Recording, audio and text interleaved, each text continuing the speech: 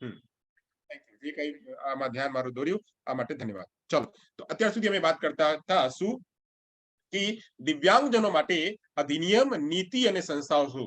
તો નીતિ સૌથી પહેલા પોલિસી, અને પોલિસીને આધારે આપણે નિયમો બનાવીએ, અને નિયમોને આધારે આ નિયમોની કામગીરી જેને આપવામાં આવે એને આપણે સંસ્થા કહીએ. આજ આપણે એટલી વાતો જે છે ચર્ચા કરવાની છે. નિયમો, નીતિઓ અને સંસ્થાઓ શેના માટે? દિવ્યાંગજનો માટે કઈ છે એ જ વાત. એમ તો દરેક વિભાગના નિયમો, સંસ્થાઓ અલગ છે. આપણે વાત કરીએ તો બંધારણમાં જેટલું બંધારણ છે, આ બંધારણના એક બંધારણના અલગ અલગ ભાગ છે. આપણે ચિકિત્સાની વાત કરીએ તો એના નિયમો, નીતિઓ અલગ છે. એવી રીતે વાત કરીએ શિક્ષણની વાત કરીએ તો હાયર એજ્યુકેશન નિયમો, નીતિઓ અલગ છે. જનરલ એજ્યુકેશનની વાત કરીએ નિયમો, નીતિઓ અલગ છે. એવી રીતે આપણે વાત કરીએ તો આર્કિટેક્ટના તો એની નિયમો, નીતિઓ અલગ છે. આપણે એટલું નથી જાણવાનું, આપણે બસ માત્ર દિવ્યાંગજનો માટે જાણવાનું, કેમ કે આપણે એસ્ટેટની એક્ઝામ આપવા જઈ રહ્યા છીએ. એટલે દિવ્યાંગના લાગતો બધું પ્રશ્નો આવશે, દિવ્યાંગના લાગતો સંસ્થાઓ, નીતિ, નિયમોની પૂછશે. આપણે એ જાણવું જરૂરિયાત છે. ચાલો, તો આ આપણે જાણવાનું છે. એની સિવાય આપણે એની પહેલા જે કાંઈ ચર્ચા કરી હતી આ ઉપર થોડુંક આપણે ચકાસણી કરી લઈએ, અને ચકાસણી કર્યા પછી આપણે આગળની શરૂઆત કરશું. ચાલો, તો પૂર્વ જ્ઞાનની ચકાસણી માટે પ્રશ્ન છે આવે છે, કહે છે દિવ્યાંગો માટે સુવિધા સંસાધન ખંડ, સુવિધા પછી સંસાધન ખંડ, રિસોર્સ રૂમ, શિક્ષકો, અવરોધ મુક્ત વાતાવરણની સગવડતા કરવામાં આવી છે. કઈ જગ્યા કરવામાં આવી છે? પ્લીઝ ભાઈઓ જવાબ આપો. પ્રશ્ન દેખાય છે? ઇન્ક્લુઝિવ એજ્યુકેશન ના, સંસાધન કક્ષની વાત પૂછે છે. આપણે ચર્ચા કર્યા હતા ને, આ ચર્ચામાંથી કયા નિયમમાં ચર્ચા કરવા વાત કરવામાં આવી છે? રિસોર્સ રૂમ છે. રિસોર્સ રૂમ ની વાત કરે છે. રિસોર્સ રૂમ છે, શિક્ષા અભિયાન. હા, એક મેં કરી હતી, બતાવી હતી. આમાં જે છે આ કરવામાં આવે છે, જેમાં પીઆઈઈડી ની પણ ચર્ચા હતી. PIED, project integrated education for disable. આ શેના અંડરમાં એને કેમાં મર્જ કરવામાં આવ્યું? RT, right to education. IEDC. આપ બધાએ આમાં જ કામ કરો છો. આ બધાએ આ જ પ્રોજેક્ટમાં કામ કરો છો. આ બધાએ આમાં જે વિભાગ છે આમાં કામ કરો છો. Sarva Shiksha Abhiyan, IEDC, integrated education for disable children. એનું સાચો જવાબ છે integrated education for disable children. માં સંસાધન કક્ષ અલગથી બનાવેલ. હા, તો સંસાધન કક્ષ અલગ તરીકે અલગ બનાવવામાં, એની ઇટિનરન્ટ ટીચરોને, રિસોર્સ ટીચરોને અલગ તરીકે, પછી અવરોધ મુક્ત વાતાવરણને બનાવવા, આ બધી વ્યવસ્થાઓ જે છે દિવ્યાંગ માટે કરવામાં આવી. આ છે આઈઈડીસી. ચલો આગળ વધીએ. બીજા આપણે એક ચોખવટ કરીએ તો કહે છે આ તો એટલે આ તો સીધો પ્રશ્ન છે, આપ લોકોને જોઈને જવાબ આપવાનું જ છે. માનસિક બીમાર વ્યક્તિઓની સારવાર માટે માનસિક હોસ્પિટલનું નિયમન કરવામાં આવ્યું. ક્યાં કરવામાં આવ્યું? કયા નિયમમાં? Mental health act. Very good. Mental health act. ક્યારે આવ્યું આ મેન્ટલ હેલ્થ એક્ટ? 2007. 2017. સિયોર એમપી. ના, આ બીજી જગ્યા જાઓ છો તમે લોકો. 1987. હા, નેશનલ ટ્રસ્ટ એક્ટ. ના અહીંયા વાત નેશનલ ટ્રસ્ટ 1999. પહેલા ધ્યાનથી સમજો. પહેલા ધ્યાનથી પ્રશ્નને સમજો, પછી સિહોર જાઓ કે પછી જે છે 1987 માં આવો. 1987. માનસિક બીમાર વ્યક્તિઓની સારવાર માટે માનસિક હોસ્પિટલની સંરચના, માનસિક હોસ્પિટલના સગવડતા, માનસિક હોસ્પિટલની ઉભા કરવાનું ક્યાં થઈ, ક્યારે વાત કરી? તો આ મેન્ટલ હેલ્થ એક્ટ 1987 માં. આ જે મેં માનસિક સ્વાસ્થ્યની મેં વાત કરું છું, જ્યારે માનસિક સ્વાસ્થ્યની વાત કરીએ તો આ માનસિક સ્વાસ્થ્ય અત્યારના 2017 ની વાત છે. આ બે ફેર છે. હા, જ્યારે આવા પ્રકારના પ્રશ્ન આવે તો ધ્યાનથી આ જોજો, કન્ફ્યુઝન ન થાય. 1987. હા, 1987. પ્લીઝ જ્યાંથી અવાજ આવે છે મ્યુટેડ રાખો. વચ્ચે નો અવાજ આવે ઈ તમારી ચોખવટ હોવું જોઈએ, નહીં તો પછી મારે એવું કરવું પડશે કે ક્લાસમાંથી બહાર કાઢી દેશું. એક બાર બહાર જશો તો પછી આખા દિવસ આજે તો જોઈન નહીં થઈ શકો. ચાલો, તો આપણે વાત કરીએ માનસિક બીમાર વ્યક્તિઓની સારવાર માટે માનસિક હોસ્પિટલ ના નિયમન, રેગ્યુલેશન ક્યાં કરવામાં આવ્યું? તો મેન્ટલ હેલ્થ એક્ટ 1987 માં ત્યારે જે છે મેન્ટલ હોસ્પિટલ બનાવવામાં આવ્યું. ચાલો આગળ વાત કરીએ. કહે છે ભારતના બંધારણમાં 86મો સંવિધાન સંશોધન કેટલા વર્ષના બાળકો માટે ફરજિયાત શિક્ષણની વાત કરે છે? તો અહીંયા તો પહેલાની જવાબ આવી ગયા છે 14 વર્ષ. 6 થી 14. દિવ્યાંગો માટે 6 થી 18 ને? દિવ્યાંગો માટે અને દિવ્યાંગો માટે 6 થી 18. દિવ્યાંગો માટે 6 થી 18 અહીંયા બસ માત્ર બાળકોની વાત પૂછી છે તો કેટલા વર્ષના બાળકો તો 6 થી 14 અને દિવ્યાંગ બાળકો માટે 6 થી 18 બહુ સરસ આગળ વધીએ અહીંયા મેચ કરવાનું છે મેચ કરો બધાય કહે છે આરસીઆઈ એક્ટ ક્યારે આવ્યું નેશનલ ટ્રસ્ટ એક્ટ 92. ક્યારે આવ્યું પીડબ્લ્યુડી એક્ટ ક્યારે 99. આવ્યું અને એનસીએફ ક્યારે આવ્યું આરસીઆઈ એક્ટ 1992, બહુ સરસ 1992 માં national trust 1999, NCA national 1995 trust 1995, સરસ. PWD Act 1995 અને NCF? ACF 19 એનસીએફ NCF 2000 2006, 5 અચ્છા નથી 2005. 2005 2005 2005 છે બહુ સરસ બહુ સરસ બહુ સરસ એકદમ સરસ તો અહીંયા જે છે આપણો જવાબ જે અહીંયા સાચો છે કે આ પહેલાના આપણે જોઈ લઈએ ક્યાં ગયા હા સર 2 તો કહે છે- મિનિટ સર રાખો તો 2 મિનિટ હા રાખી દીધી હો કહે છે કે આરસીઆઈ એક્ટ ના બે આરસીઆઈ act 1992 NTA act national trust act 1999 માં અને પછી આ પીડબ્લ્યુડી એક્ટ છે એને હું ફરીવારથી કરું આમાં પહોંચાઈ ગયા છે હા સરસ તો આ આરસીઆઈ એક્ટ છે 1992 માં એનટીએ એક્ટ છે 1999 માં પીડબ્લ્યુડી એક્ટ છે 1995 માં અને એનસીએફ જે છે નેશનલ કરિક્યુલમ ફ્રેમવર્ક 2005 માં તો પહેલાના 2 બીજાના 3 સી ના ત્રીજાના 4 અને ડી ના 1 તો આ જવાબ સાચો હતો ચલો આગળ જઈએ હવે વાત કરીએ તો થોડુંક એક બ્રીફમાં જ લે કાલે અમે બીજી રીતે કર્યા હતા અને આજે બીજી રીતે આપણે જોઉં છું આ એક ટેબલમાં છે આ એક ટેબલમાં આપ લોકોને બધી વાત આ ટેબલમાં છે બધી વાત ટેબલમાં તમે લોકો એક સાથે કરી શકો ચાલો તો વાત કરીએ કે અધિનિયમો નીતિઓની વાત કરીએ અધિનિયમ કેટલું છે નિયમ કેટલું છે પોલિસી કેટલી છે આ આપણે જતા રહીશું તો જે આઈડીસી છે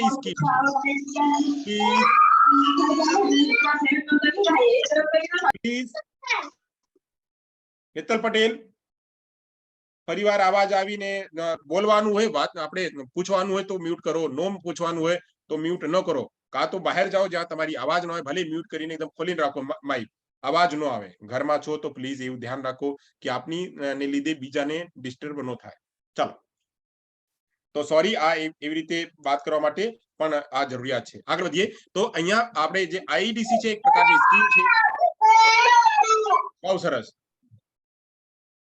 ચાલો તો આ આઈડીસી એક સ્કીમ છે 1974 માં આવી આની વાત થઈ ગઈ હતી project integrated education for the disable PIED આ 1987 માં એમએચઆરડી યુનિસેફ એનસીઆરટી બધાએ મળીને આવા પ્રકારના એક પ્રોજેક્ટ તૈયાર કર્યા અને આ પ્રોજેક્ટને આઈડીસી માં મર્જ કર્યા આઈડીસી ને મજબૂત બનાવવા માટે આ પ્રોજેક્ટ શરૂ કરવામાં આવ્યું પછી છે આ એનપીઈ નેશનલ પોલિસી ઓન એજ્યુકેશન 1986 માં બીજી રાજીવ ગાંધીના તત્વાધાનમાં આ પોલિસી છે હા ભાઈ મિત્રો અત્યારે આપણે આ શેની ચર્ચા કરીએ છીએ એક્ટ પોલિસી અને સંસ્થા તો આ જે છે પોલિસી છે પોલિસીની ચર્ચા થઈ ગઈ હતી એટલે બસ માત્ર અહીંયા એક ઉલ્લેખ કરું છું આપ લોકોના એક રિવિઝન કરાવું છું કે સેક્શન 4.9 માં શારીરિક માનસિક દિવ્યાંગ બાળકો માટે સામાન્ય સમુદાય સાથે એક સાથે એને ભેગું કરવાનું અને એની ભાગીદારી સુનિશ્ચિત કરવા માટે એકીકૃત કરવા માટે આ પોલિસીની ઉલ્લેખ કરે છે પોલિસીમાં હજી ઘણું બાદ છે પણ આપણે દિવ્યાંગ માટે બસ ચર્ચા કરીએ છીએ પછી જે આપણું પ્રશ્ન હતું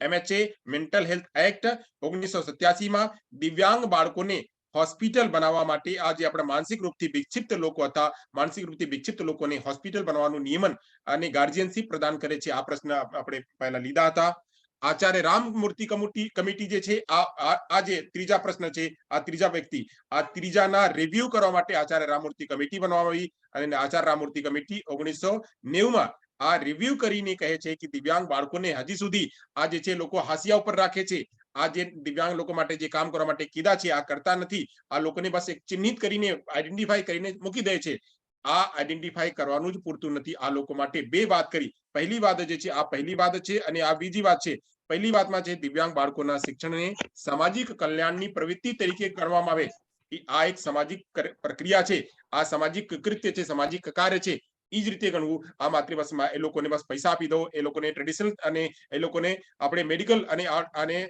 બસ માત્ર આપણે ચેરિટી તરીકે નહીં ગણવાનું એને સામાજિક વ્યવસ્થા તરીકે ગણવાનું પહેલી વાત કરી બીજી વાતમાં કરી કે સામાન્ય શાળાઓના અંદર નાની વિશેષ શાળાઓ ચલાવવામાં આવે જેમ અત્યારે વાત કરે છે કે આપણું ઈસીસી અત્યારે જે વાત કરીએ તો ઈસીસી જે આપણે અત્યારે બન્યું નથી હજી બનવામાં બાકી છે પણ ઈસીસી ચલાવશું કેવી રીતે તો જેટલી આપણે શાળાઓ છે પ્રાથમિક શાળાઓમાં જ એક અલગથી વ્યવસ્થા કરાવીને જ્યાં સુધી બિલ્ડિંગ નથી બનતી જ્યાં સુધી બધી વ્યવસ્થાઓ નથી થતી તો ત્યાર સુધી આપણે ત્યાં જ સ્કૂલમાં એક વ્યવસ્થા ઉભા કરીને એને પણ રન કરો. જ્યારે થઈ જશે, બની જશે, તો ત્યારે ECC અલગ થઈ જશે. એટલે અર્લી ચાઇલ્ડહુડ કેર એન્ડ એજ્યુકેશનના જે કોન્સેપ્ટ છે 5 ના, આ અલગથી બનશે.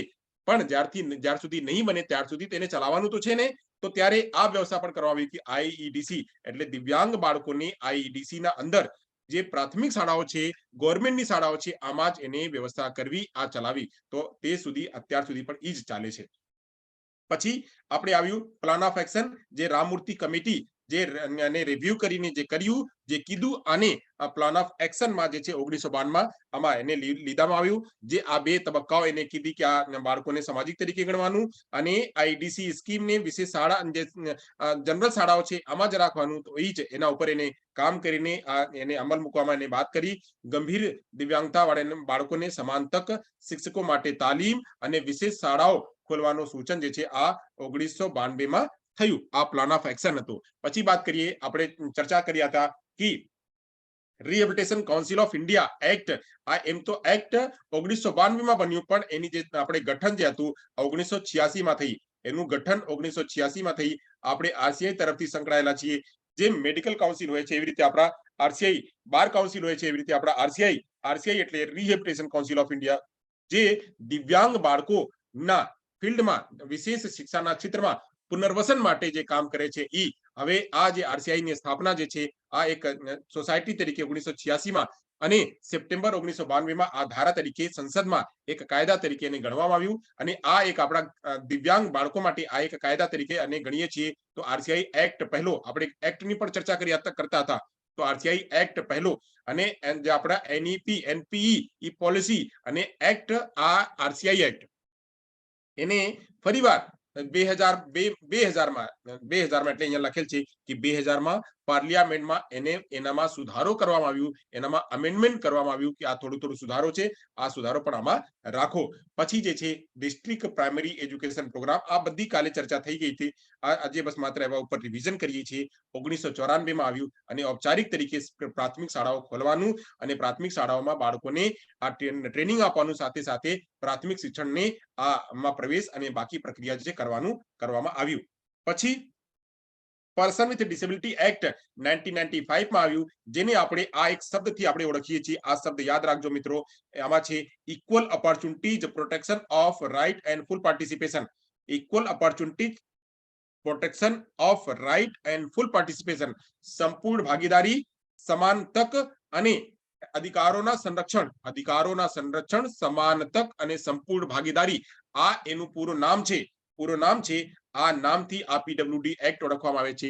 આમાં કુલ જે છે આ 14 આમાં કુલ 14 ધારાઓ અને 74 આમાં કહે છે કુલ 14 અધ્યાય અને 74 ધારા. 14 અધ્યાય, 74 ધારા અને 7 દિવ્યાંગતાના વર્ણન કરવામાં આવ્યું. કાલે મેં ચર્ચા કરી હતી કે 7 દિવ્યાંગતા કઈ. તો 1 HI, 2 VI, 2 ID, 1 PH અને 1 લેપ્રસી કોડ. એવી રીતે ગણી લેજો. 1 HI, 2 VI, 2 ID, 1 OH અને 1 LC. એવી રીતે ગણી લેજો. તો કુલ પ્રકારના 7 પ્રકારની દિવ્યાંગતાઓના વર્ણનમાં કરવામાં આવ્યું. HI, VI, LV, ID, mental illness, PH, OH, LD આ એક જ છે. PH એટલે ફિઝિકલ હેન્ડીકેપ, OH એટલે ઓર્થોપેડિકલ હેન્ડીકેપ, LD એટલે લોકોમોટર ડિસેબિલિટી. આ ત્રણેય એક જ છે. અને લેપ્રસી કોડ આ ગણવામાં આવ્યું. પછી આમાં જે રિઝર્વેશન છે 3% ના રિઝર્વેશન આમાં કરવામાં આવ્યું. અને આની સિવાય જે છે ઘણી વાર જે છે 14 અધ્યાયમાં ચર્ચા કરવામાં આવી હતી. આ પણ કાલે આપણે ચર્ચા ચાલી ગઈ હતી. આ ઉપર આપણે બહુ વિસ્તારમાં ચર્ચા નથી કરવી, કેમ કે એને રિપ્લેસ કરીને આપણે RPWD એક્ટ 2016 બની ગયા છે. તો આને આપણે બસ માત્ર મૂળ વાતો આપણે જાણીએ અને બહુ વધારે વિસ્તારમાં આમાં નથી પડવાનું. આગળ વધીએ. કહે છે આ એક આપણે એક એક્ટ આ થઈ ગયું. બીજો એક્ટ જે છે આ PWD એક્ટ થઈ ગયું. અને ત્રીજો જે એક્ટ છે આ નેશનલ ટ્રસ્ટ એક્ટ છે. આ પણ એક એક્ટ બન્યું. હવે નેશનલ ટ્રસ્ટ એક્ટ જે છે 1999 માં આવ્યું. આમાં 4 પ્રકારની દિવ્યાંગતાઓના ઉલ્લેખ કરવામાં આવ્યું. MR, CP, MD અને SD. અને આમાં આ દિવ્યાંગ બાળકો જે માનસિક રૂપથી, જે એના મસ્તિષ્ક રૂપથી જે કાંઈ બીમારીઓ છે, મસ્તિષ્ક રૂપથી જે કાંઈ ડિસઓર્ડર છે, આ ડિસઓર્ડરને એને સારવાર માટે અને આ લોકોને ગાર્જિયન આપવા માટે, આ લોકોને એક વ્યવસ્થા આપવા માટે, એને પુનર્વસન કરવા માટે આ NTA નેશનલ ટ્રસ્ટ એક્ટ જે છે બનાવવામાં આવ્યું. એની પર કાલે ચર્ચા થઈ ગઈ હતી. પછી આપણે 86માં સંવિધાન સંશોધન 86મા સંવિધાન સંશોધન જે છે 2002 માં ઈ કરાવવામાં આવ્યું અને જેમાં 6 થી 14 વર્ષના બાળકોને મુફ્ત અને ફરજિયાત શિક્ષણ આપવા માટે વાત કરવામાં આવી અને એમાં આ જે શિક્ષણને મૂળભૂત અધિકાર તરીકે ઓળખવામાં આવ્યું અને શિક્ષણના મૂળભૂત અધિકારને આ કલમ 21 ક માં જે છે નોંધવામાં આવ્યું અને આ નોંધ્યા પછી 2009 માં આપણે આ એક વિધિવત તરીકે એક સુવ્યવસ્થિત તરીકે શિક્ષાના અધિકાર અધિનિયમ આપણે લઈ આવ્યા અને શિક્ષાના અધિકાર અધિનિયમના જે પાયો છે આ પાયો 86મા સંવિધાન સંશોધન છે. હવે આ 86મા સંવિધાન સંશોધનમાં આપણે ઈ પણ વાત કર્યા કે શિક્ષા જે છે સમવર્તી સૂચિના વિષય છે, સમવર્તી સૂચિના વિષય છે એટલે એને જે છે આપણે આ રૂપમાં કરીએ. તો હવે આજ પેરેલલી પછી જે છે આપણે ઈએફએ ચાલતો હતો, એજ્યુકેશન ફોર ઓલ, શિક્ષાના સાર્વભૌમિકરણ સાર્વત્રિકરણ જે છે ચાલતું હતું ત્યારે અટલ બિહારી વાજપેયી ના શાસનકાળ હતો. તો આ સર્વ શિક્ષા અભિયાન પછી આવ્યું 2002 માં, એને આપણે 2001-2002 પણ કહીએ છીએ. તો આ 2000 થી આ સંકલ્પના શરૂ થઈ ગઈ હતી પણ આપણે આપણી આ 2002 માં ફૂલ ફ્લેજમાં જે છે શરૂ કરવામાં એટલે 2002 ગઈએ છીએ આપણે થી કાર્યરત છે અને કેન્દ્ર સરકાર જે છે 85% અને રાજ્ય સરકાર 15% ઈ આપે છે. આ પણ કાલે આપણી ચર્ચા ચાલી ગઈ હતી. આમાં આપણે સમવર્તી સૂચિ અને આ કેન્દ્રવર્તી સૂચિ, રાજ્યવર્તી સૂચિ અને સમવર્તી સૂચિ આ ત્રણેયની ચર્ચા કર્યા હતા.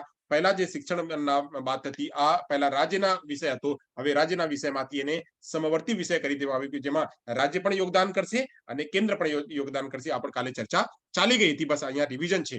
હવે વાત કરીએ તો આપણા જે ભાગ છે national policy for person with disability, આની આજે થોડી હજી વિસ્તારમાં આજે ચર્ચા કરશું. આમાં શું છે એની વિસ્તારમાં આપણે ચર્ચા કરશું.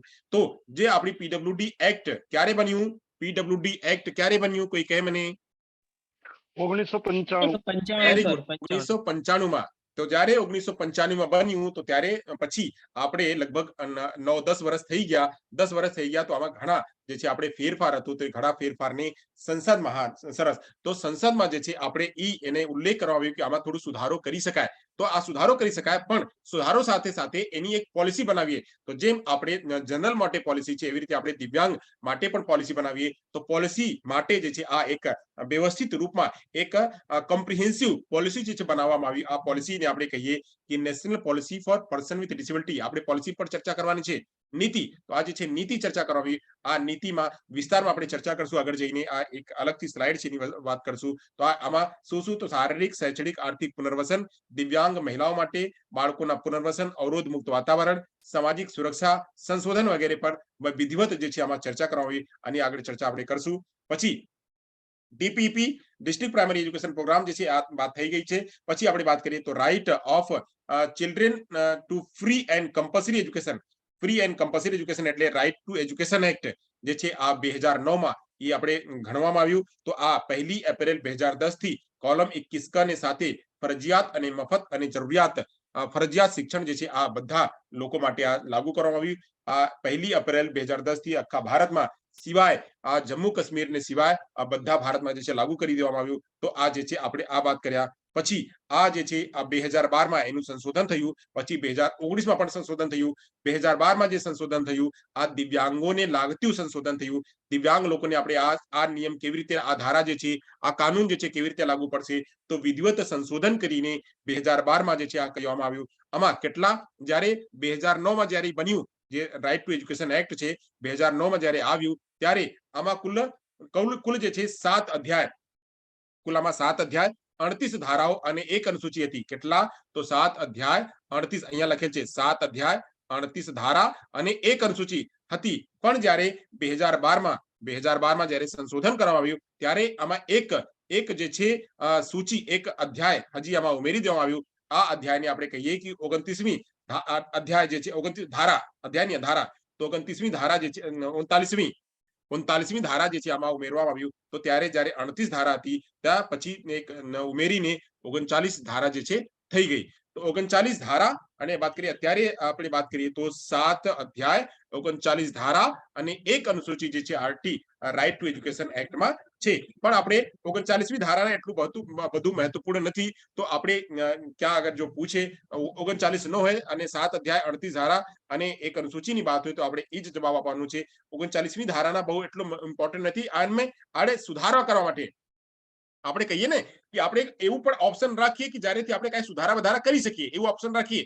તો આ ઓપ્શન રાખવા માટે 39મી ધારા જે છે આમાં બનાવવામાં આવી કે આપણે જ્યારે કોઈ સુધારા વધારા કરવાનું હોય તો આ મુજબ આ 39મી ધારા મુજબ જે છે આપણે સુધારા વધારા કરી શકીએ, એટલે આ 39મી ધારા જે છે બનાવવામાં આવ્યું. પછી જે છે આ 2019માં જ્યારે આપણે બાળકોને નાપાસ કરતા હતા તો નાપાસ કરવા માટે આ એક અટકાવવા માટે કે બાળકોને નાપાસ પણ કરી શકો અને બાળકોને એને આગળ વધારવા માટે પણ પ્રયાસ કરી શકો. તો આ 2019માં જે આપણે રિટેન્શનના જે રેટ હતું, જે ડ્રોપઆઉટના રેટ હતું, જે બાળકોને આ ફેલ કરવાની જે વાત હતી એને આપણે સુધારવા માટે આ 2019માં આ ધારા ધોરણ બનાવવામાં આવ્યું, એટલે આ સુધાર કરવામાં આવ્યું. પછી જે છે રમસા આઈડીએસએસ એની પર ચર્ચા થઈ ગઈ હતી કે 2009માં આઈડીએસએસ ના સંકલ્પના કરવામાં આવી, જેમ આપણે રાઈટ ટુ એજ્યુકેશન કરવામાં આવ્યું એવી રીતે 2009માં IEDSS integrated education for disable secondary stage જે છે આ કરવામાં આવ્યું. અને સાથે સાથે રમસા રાષ્ટ્રીય માધ્યમિક શિક્ષા અભિયાન એ 2013માં આવ્યું અને 2013માં જ્યારે આવ્યું રાષ્ટ્રીય માધ્યમિક શિક્ષા અભિયાન ત્યારે આ જે આઈડીએસએસ છે એને એમાં મર્જ કરી દેવામાં આવ્યું. પછી આરપીડબ્લ્યુડી એક્ટ 2016માં જે કમ્પ્રિહેન્સિવ તરીકે યુએનસીઆરપીડી ના જે સજેશન હતું, યુએનસીઆરપીડી ના જે આપણે દસ્તાવેજ જ્યારે આપણે ભારત સિગ્નેચર કર્યા ત્યારે એ ફરજિયાત બની ગયું કે આપણે પણ આપણા દેશમાં એવા દિવ્યાંગ બાળકો માટે એક અધિકારસભર આપણે નિયમ કાનૂન બનાવવું જોઈએ. આ નિયમ કાનૂન જે છે બન્યું. તો 2016માં આરપીડબ્લ્યુડી એક્ટ બન્યું અને આપણે આરપીડબ્લ્યુડી એક્ટમાં કુલ 17 અધ્યાય અને 102 ધારા અને 1 અનુસૂચિ જે છે ઉલ્લેખ કરવામાં આવ્યો. જ્યાં આપણે વાત કર્યા હતા તો આમાં આપણે 7 અધ્યાય 38 ધારા અને 1 અનુસૂચિ હતી આપણે રાઈટ ટુ એજ્યુકેશન એક્ટમાં. એવી રીતે અહીંયા 17 અધ્યાય એટલે 17 ચેપ્ટર અને 102 વિભાગ એટલે ધારા આર્ટિકલ અને 1 અનુસૂચિ એટલે શેડ્યુલ. તો આપણે 17 ચેપ્ટર 102 આર્ટિકલ અને 1 અનુસૂચિ એટલે શેડ્યુલ આ એટલી ચર્ચા કરવામાં આવી, આમાં એટલા ઉલ્લેખ હતો. આમાં એની સિવાય અન્ય ઘણી ચર્ચાઓ છે તો એની આપણે એક અલગથી વિડીયોમાં એક અલગથી લેક્ચરમાં એને સમજશું, કેમ કે આના ઉપર પણ જે ધારાઓ છે ધારા ઉપર પ્રશ્ન આવશે તો ત્યારે બેસી કરીએ પછી જે છે આપણે આગળ જઈને એનું ઉપર એક લેક્ચર આપણે કરશું, ગોઠવશું. આગળ વધીએ તો અહીંયા સુધી આપણે વાત કરી લીધા. હવે આગળની વાત કરશું તો એની સિવાય આપણે મેન્ટલ હેલ્થ કેર એક્ટ અહીંયા વાત કરીએ. જે આપ લોકો કહેતા હતા કે સિહોરમાં જે આવ્યું, આ સિહોરમાં જે સંસ્થા બની આને નિયમ આધારે તો આ મેન્ટલ હેલ્થ કેર ની વાત કરે છે કે આ જે માનસિક સ્વાસ્થ્યના આપણે સાર સંભાળ કરવાનું છે, પણ આમાં મેન્ટલ હોસ્પિટલ બનાવવાની વાત ન કરીએ તો મેન્ટલ હોસ્પિટલની જ્યારે વાત કરીએ તો આ આપણું જે છે આપણે મેન્ટલ હેલ્થ એક્ટ છે જે 1987માં બન્યું અને આને આ 20 વર્ષ પછી 20 કે 30 વર્ષ જે છે પછી આ જે છે આપણા 2017માં આપણે આ મેન્ટલ હેલ્થ કેર એક્ટ બનાવ્યા, જેમાં આપણે એ હતા જે લોકો સુસાઇડ કરતા હતા, જે લોકો જે કોઈ રીતે માનસિક રૂપથી વિકસિત એટલે બીમાર હતા, આ બધાને જે છે અહીંયા સારવાર આપો અને આ સારવાર આપવા માટે શું કરીએ તો આ માટે અવેરનેસ ફેલાવીએ, આ માટે નાનો કાર્યક્રમ ચલાવીએ અને એ લોકોને થેરેપી આપીએ, એ લોકોને પોતે જાગૃત કરીએ. તો જે છે આ લોકો જે કામથી, સ્ટ્રેસથી, વર્ડનથી, સોસાયટીના અલગ અલગ તબક્કાઓથી જે આ શિકાર બને છે એને પણ આપણે એટલે જે છે એને સાચવીએ અને એની સારવાર પણ કરીએ. આ માટે આ મેન્ટલ હેલ્થ કેર એક્ટ પણ બનાવવામાં આવ્યું. પછી જે છે સમગ્ર શિક્ષા સ્કીમ જેને આપણે સમગ્ર શિક્ષા અભિયાન કહીએ તો એસએસએ જે 2002માં જે ફૂલ ફ્લેજમાં જેને ઉલ્લેખ કરવામાં આવી ત્યારે એને બદલીને પછી 2018માં સમગ્ર શિક્ષા સ્કીમ જે છે લઈ આવવામાં આવી. હવે સમગ્ર શિક્ષા સ્કીમ જે છે 2018-19ના જે યુનિયન બજેટ હતી, જે આપણા બજેટ જે પાસ થાય છે આ બજેટ પાસમાં 2018-19માં સમગ્ર શિક્ષા અભિયાન માં એ લઈ આવવામાં આવ્યું અને જ્યારે લઈ આવવામાં આવ્યું તો ત્યારે આ આપણે જે એસએસએ હતું, એસએસએ પછી આપણું રમસા અને પછી ટીચર એજ્યુકેશન આ ત્રણેય સંસ્થાઓને એક સાથે ભેગું કરી દેવામાં આવ્યું અને આ ત્રણેય રમસામાં આપણે આઈડીએસએસ પણ આવી ગયું. તો રમસા, એસએસએ અને ટીચર એજ્યુકેશન આ ત્રણેય સંસ્થાઓને એક સાથે ભેગું કરીને એક જ સંસ્થા બનાવી દેવામાં આવ્યું અને આ જે છે એને સમગ્ર શિક્ષા અભિયાન કહેવામાં આવે છે. કહે છે કે રોજ ડાયરેક્ટર જનરલ દ્વારા શરૂ કરવામાં આવેલ WHO પોલિસી કહે છે WHO policy on disability, WHO નહીં આની ઉપર વાત કરે છે. યુનિયન બજેટ 18-19ના શાળાકીય શિક્ષણ માટે સમાન તકો અને સમાન શિક્ષણ પરિણામોને અસરકારક કરતા સુધારો કરવા માટે સર્વ શિક્ષા અભિયાન એક બાદ સર્વ શિક્ષા અભિયાન, પછી રાષ્ટ્રીય માધ્યમિક શિક્ષા અભિયાન બીજા અને ત્રીજા જે ટીચર એજ્યુકેશન છે આ ત્રણેય યોજનાઓને એક સાથે ભેગું કરીને સમગ્ર શિક્ષા અભિયાન જે છે બનાવવામાં આવ્યું અને આ જે છે 2018માં કરવામાં આવી. પછી આપણે એક નવી કાલે ચર્ચા ન કર્યા હતા આમાં જે છે આપણે WHO ની પોલિસી ડિસેબિલિટી માટે આ ઇન્ટરનેશનલ પોલિસી છે અને આપણે જે પોલિસી કર્યા PWD 2006 આપણી નેશનલ પોલિસી હતી. તો આપણે WHO ની પોલિસી બની 2020 માં. તો આમાં શું કહેવામાં આવે, 3 ડિસેમ્બર જ્યારે આપણે વર્લ્ડ ડિસેબિલિટી ડે મનાવીએ છીએ ત્યારે 2020 ના રોજ ત્યાંના ડાયરેક્ટર જનરલ આની શરૂઆત કરવામાં આવી અને આ જે નામ એનું હતું તો WHO પોલિસી ઓન ડિસેબિલિટી. તો આ WHO એક એવી દુનિયાના નિર્માણ કરવા માંગે એટલે પ્રતિબદ્ધ છે જ્યાં બધાના જે સામાન્ય હોય કે દિવ્યાંગ હોય બધાની જે છે સારવાર હોય, બધા જે સાચા હેલ્થ વાળા હોય અને સાચા જે છે એની સુખાકારી હોય, એની વેલબિંગ હોય, આ વેલબિંગ માટે જે છે આ WHO કામ કરે છે. તો એટલે આ જે છે એક નિયમ એને બનાવ્યું. આ WHO ના જે છે આપણે વાત કરતા હતા કે ICIDH international classification of ઇમ્પેરમેન્ટ, disability and handicap, આની ચર્ચા કર્યા હતા. પછી આપણે વાત કર્યા હતા ICF જે 2001 માં આવી. તો ICF માં શું, તો international classification of functioning disability and health. તો આ જે છે આપણે આ બે ઈ પણ WHO ના જે છે આપવામાં આવેલ છે. તો આ એની પણ આપણે ચર્ચા કરી લીધા હતા. પછી આપણે આવ્યું કે NEP 2020. હવે NEP 2020 આ બહુ મોટો છે. એની પર જેમ આપણે PWD એક્ટ ઉપર વાત RPWD એક્ટ ઉપર વાત કરશું એવી રીતે NEP 2020 ઉપર અલગથી વાત કરશું. અહીંયા બસ આપણે એટલું જાણી લઈએ કે આમાં શું છે. તો આ સામાજિક અને આર્થિક રીતે વંચિત જૂથોના બાળકોને, યુવાઓને, ખાસ કરીને છોકરીઓ પર વિશેષ ધ્યાન કેન્દ્રિત કરીને બધા માટે સમાન અને તક અને સાથે સાથે ઇક્વિટી એજ્યુકેશન સમાવિષ્ટ શિક્ષણના કલ્પના કરે છે. અને આમાં ઘણી વાતો કરવામાં આવે છે. આપણે 5+3+3+4 ની વાત કરવામાં આવે છે. આમાં ECCE ની વાત કરવામાં આવે છે. આમાં પરખની વાત કરવામાં આવી છે. આમાં જે નેશનલ ટેસ્ટિંગ એજન્સીની વાત કરવામાં આવી છે. આમાં જે છે રોજગારની વાત કરવામાં આવી છે. આમાં જે છે આ 1 થી 126 ના એક્ટ ની સ્લાઇડ કરો ને. અરે ક્યાં તમે આવ્યા બેન? હજી આપણે પાછા છો? અત્યારે અહીંયા છીએ. ચાલો કરી દેશું. આ બધા રેકોર્ડિંગ તમને મળી જશે, ત્યાંથી લઈ લેજો. હજી આગળ બધું કરવાનું છે. તો જે છે આ આપણે NEP 2020 જે છે સામાજિક આર્થિક રીતે વંચિત બાળકોને માટે એ બનાવવામાં આવ્યું. અને આમાં ઘણી વાતો, આમાં જે છે આપણે સાઇન લેંગ્વેજ ની વાત કરવામાં આવી. આમાં જે છે આપણે સ્પેશિયલ એજ્યુકેટર ની ભરતી કરવા માટે આવ્યું. આમાં જે છે ઇન્ક્લુઝિવ અને મલ્ટીકલ્ચરલ મલ્ટીલિંગ્વલ ની વાત કરવામાં આવી કે એક ભાષા નહીં, અહીંયા બહુવિધ ભાષા શીખવાડવામાં આવે અને એક નહીં અહીંયા મલ્ટી કલ્ચરલ જે છે બાળકોને શીખવાડવામાં આવે. એક ભાષાની મલ્ટી સબ્જેક્ટ મલ્ટી ડિસિપ્લિનરી બાળકને કરાવવામાં આવે. આ બધી ચર્ચાઓ જે છે NEP 2020 માં કરવામાં આવી. ચલો બહુ ઝડપી સ્ક્રીનશોટ લેવાનું હોય તો લઈ લો. હું પાછળ જાઉં છું. તો જે કોઈના બેન કહે છે કે આ 1 થી 16 ના જે છે થોડુંક કરી લો. તો આ 1 થી 6 ની સ્લાઇડ છે. હા ચલો 1 થી 6 ની સ્લાઇડ અહીંયા આપની સામે છે. હા જો આપ જોઈ શકો છો. તો 1 થી 6 માં IDC છે, PID છે, NPE છે, મેન્ટલ હેલ્થ એક્ટ છે, રામમૂર્તિ કમિટી છે અને POA છે. આપણે બધી ચર્ચા થઈ ગઈ છે. આજ તો ત્યારે બસ માત્ર એ રિવિઝન છે. હવે અત્યારે તો નવું આવવાનું છે. થઈ ગયા સ્ક્રીનશોટ બેન? કોનું હતું? બેન કે ભાઈ? હા ઠીક, હા બેન હતી. ચલો તો આપણે આગળ જઈએ. તો આ બધી વાત થઈ ગઈ હતી. 1 થી 17 સુધી થઈ ગયા, 1 થી 21 સુધી થઈ ગયા. હવે આપણે ચર્ચા કરવાની છે આ અગત્યની વાત છે કહે છે કે આ રાષ્ટ્રીય શિક્ષા નીતિ 2006. આપણે 2006 ની આપણે અહીંયા થોડીક વિસ્તારમાં ચર્ચા કરી લઈએ, પછી આપણે આગળ જઈએ.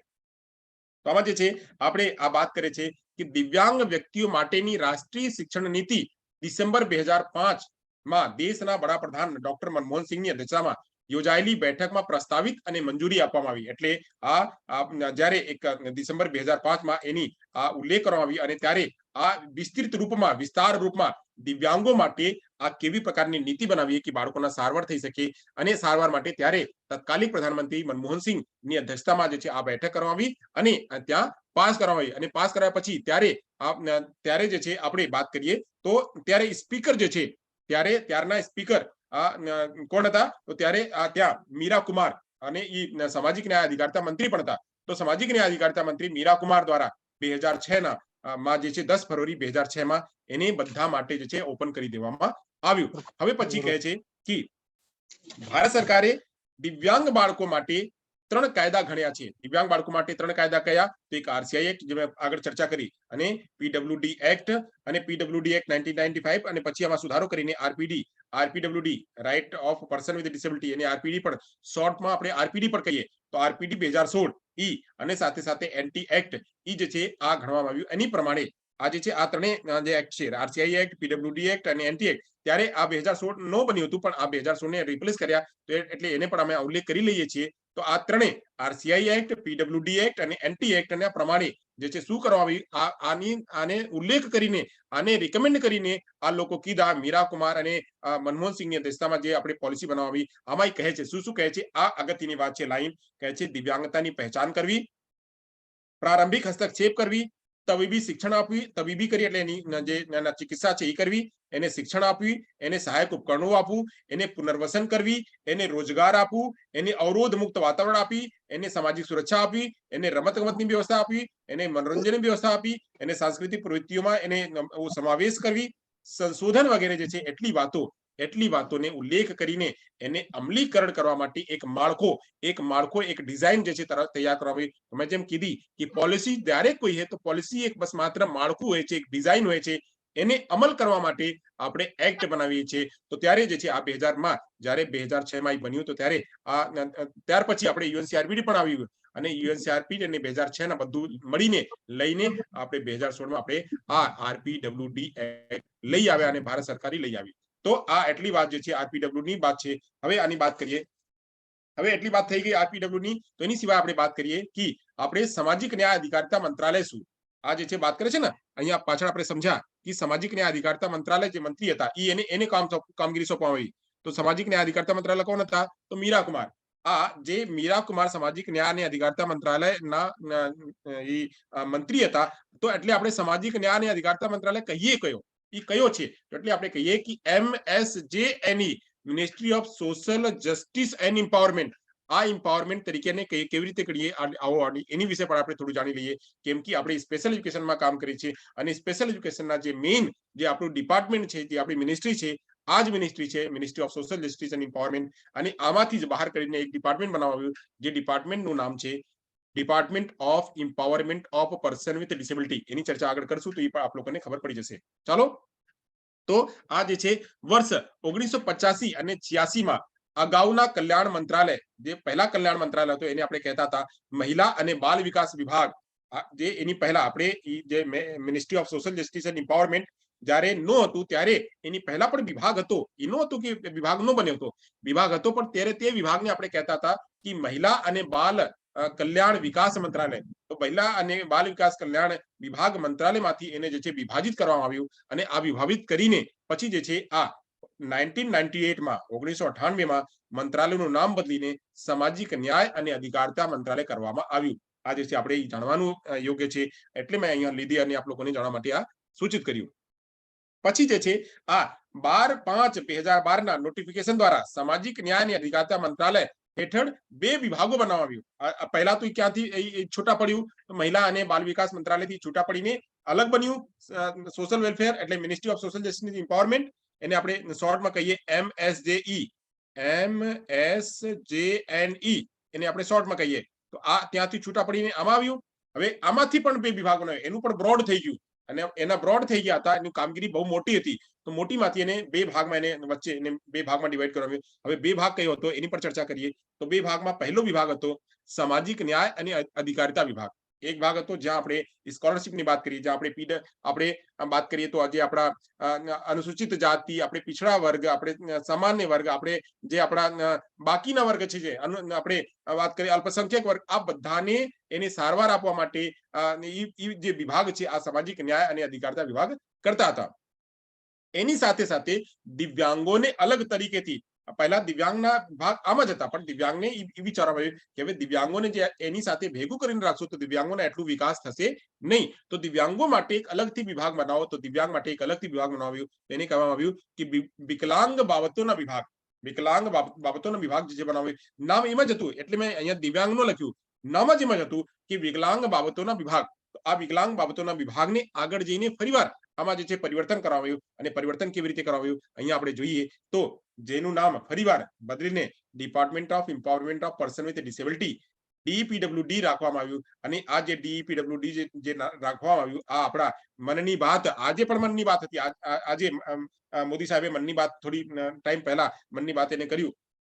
તેવી રીતે 2015 માં 2015 માં જે મનની બાતમાં એને દિવ્યાંગજન શબ્દ યુઝ કર્યું ત્યારે જે છે આ ડિપાર્ટમેન્ટના નામ પર જે છે બદલાયા અને આ ડિપાર્ટમેન્ટના નામ જે છે બદલીને ક્યારે તો એની પહેલા મતલબ હા બરાબર છે તો આ જે છે 8 ડિસેમ્બર 2014 ના રોજ એને બદલીને department of empowerment of person with disability નામ જે છે કરવામાં આવ્યું આ ક્યારે 8 ડિસેમ્બર 2014 માં તો આ જે છે આપણે અહીંયા બદલીને કરવામાં આવ્યું એ પણ જે છે આપણે યાદ કરવાની વાત છે કેમ કે આપણે એની વિશે આપણે રહીએ છીએ હવે વાત કરીએ કે સામાજિક ન્યાય અને અધિકારિતા મંત્રાલય જે છે કેવી રીતે કામ કરે છે તો એની જે છે એક સ્ટ્રક્ચર છે સ્ટ્રક્ચર મેં આપ લોકોની સાથે શેર કર્યું છે સ્ટ્રક્ચર કેવી રીતના છે તો આપણે વાત કરીએ તો આ કયા કયા કામ કરે છે તો કાસ્ટ ડેવલપમેન્ટના વાત કામ કરે છે એટલે જેટલી જ્ઞાતિઓ છે જ્ઞાતિઓમાં આપણે વાત કરીએ તો પિછડા વર્ગ છે અનુસૂચિત જાતિ છે અને જનજાતિ છે પછી આપણે જે છે આપણે અલ્પસંખ્યક વર્ગ છે આ જેટલા વર્ગના છે એના માટે કામ કરે છે પછી કોઓર્ડિનેશન મીડિયા અને એડમિનિસ્ટ્રેશન બ્યુરો માટે કામ કરે છે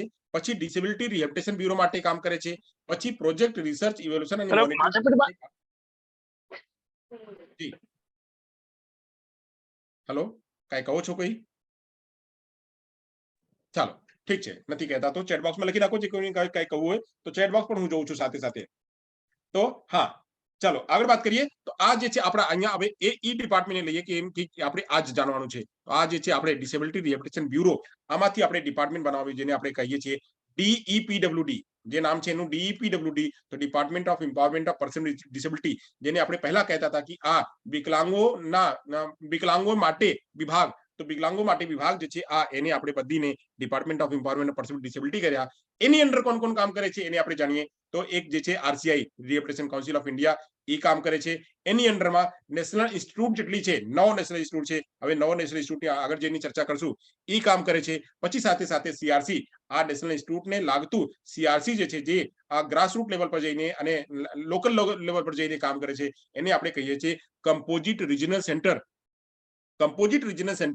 સ્કિલ ડેવલપમેન્ટ રિહેબિલિટેશન જે છે એનું નામ છે આ નામની સાથે એને ઓળખીએ છીએ એ પણ જે છે આપણા department of empowerment of person with disability સાથે સંકળાયેલું છે એટલા જે વિભાગો છે આની સાથે કામ કરે છે એની સિવાય પણ વિભાગો છે એ આપણે આગળ ચર્ચા કરશું તો આવો આપણે પહેલા સમજીએ આપણે RCI ને તો સમજી લીધા છે RCI ના જે છે વિભાગ આ 1986 માં એનો સ્થાપના થઈ અને 1992 એનું અધિનિયમ બન્યું હવે આપણે વાત કરશું કે આ સંસ્થાઓ કેટલી આપણે ત્રણ બાબતો આજના ટોપિકમાં ત્રણ બાબતો હતી જેમાં આપણે પોલિસીની ચર્ચા કરવાનું હતું અને પછી આપણે જે નિયમો છે નિયમોની ચર્ચા કરવાની હતી પોલિસી પર ચર્ચા કરી લીધા અને પછી નિયમોની પર ચર્ચા કરી લીધા હવે વાત કરવાની છે સંસ્થાઓ સર ઓલું CRC નું નામ ફરીવાર આપો ને આવે છે ઉભા રહ્યો આવે છે જોઈને લખી નાખજો તો કહે છે કે આ નેશનલ ઇન્સ્ટિટ્યૂટ NIS જે છે એનું જે છે ઉલ્લેખ કરવામાં આવ્યો અને નેશનલ ઇન્સ્ટિટ્યૂટ કેટલા CRC કેટલા હવે એક ટેબલ ઉપર આપણે એને જાણીએ એટલે જે આપણે